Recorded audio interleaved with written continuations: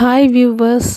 Soya gravy எப்படி செய்யலான்னு பார்க்கலாம். அதுக்கு என்ன செஞ்சுக்கோங்க, அந்த சோயா உருண்டைகள நல்லா கழுவி எடுத்துக்கோங்க. கழுவிட்டு வெந்நீர் என்ன செஞ்சுக்கோங்க ஆட் பண்ணி, கொஞ்சம் சால்ட் ஆட் பண்ணி நல்லா ஊற வச்சுருங்க. அதுக்கப்புறம் அடுப்பில என்ன செய்யுங்க, புறக்கஞ்சட்டி வச்சுட்டு ஆயில் ஆட் பண்ணிக்கோங்க. அதுக்கப்புறம் கடுகு, வெங்காயம் ஆட் பண்ணிட்டு நல்லா என்ன செய்யுங்க, வதக்கி விடுங்க. நல்லா அது வதங்கிட்டு இருக்கும்போது நம்ம என்ன செய்றோம் அப்படின்னா, இது கூட கொஞ்சம் சில்லி பவுடர் ஆட் பண்ணிக்கோங்க. அதுக்கப்புறம் கொத்தமல்லி பவுடர் என்ன செஞ்சுக்கோங்க ஆட் பண்ணி நல்லா என்ன செய்யுங்க, வதக்கி விடுங்க.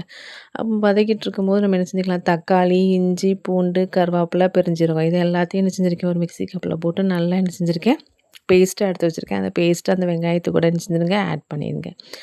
ஆட் பண்ணி நல்லா என்ன செய்யுங்க, வதக்கி விடுங்க. வதங்கிட்டு இருக்கும்போது நம்ம என்ன செஞ்சுக்கலாம், தேவையான அளவுக்கு மஞ்சள் ஆட் பண்ணிக்கோங்க.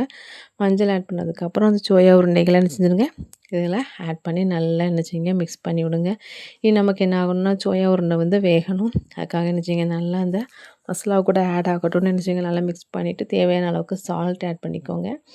சால்ட் ஆட் பண்ணதுக்கப்புறம் கொஞ்சம் தண்ணி ஆட் பண்ணிக்கோங்க. இதோட கொஞ்சம் தண்ணி ஆட் பண்ணிட்டீங்க அப்படின்னு சொன்னால் சோயா உருண்டை வந்து வேகிறதுக்கு ஈஸியாக இருக்கும். நல்லா செஞ்சுக்கோங்க. தண்ணி ஆட் பண்ணிக்கோங்க. நல்லா அது கொதிக்கட்டும். சோயா உருண்டை என்ன ஆகணும், வேகணும். அப்படிங்கும்போது தண்ணியெல்லாம் என்ன செய்யணும், நல்லா அப்சர்வ் பண்ணணும். நல்லா அதை செஞ்சுக்கோங்க. கிண்டி விட்டுட்டே இருங்க. பார்த்தீங்க அப்படின்னா நல்லா வெந்து வந்துருச்சுன்னா தண்ணியெல்லாம் என்ன ஆயிரும், அப்சர்வ் பண்ணிடும். அப்சர்வ் பண்ணதுக்கப்புறம் பார்த்தீங்கன்னா, டேஸ்டியான சோயா உருண்டை கிரேவி வந்து ரெடி. இந்த கிரேவி பார்த்தீங்கன்னா, நீங்கள் தோசை, சப்பாத்தி, இட்லிக்கெலாம் சாப்பிட்டிங்கன்னா ரொம்ப பெஸ்ட் காம்பினேஷனாக இருக்கும். வீட்டில் நீங்கள் என்ன செய்யுங்க, கண்டிப்பாக ட்ரை பண்ணி பாருங்கள். ட்ரை பண்ணி பார்த்துட்டு எப்படி இருக்குன்னு கமெண்ட் பண்ணிடுங்க, ஷேர் பண்ணிடுங்க, லைக் பண்ணிடுங்க, சப்ஸ்கிரைப் பண்ணிடுங்க. தேங்க்யூ.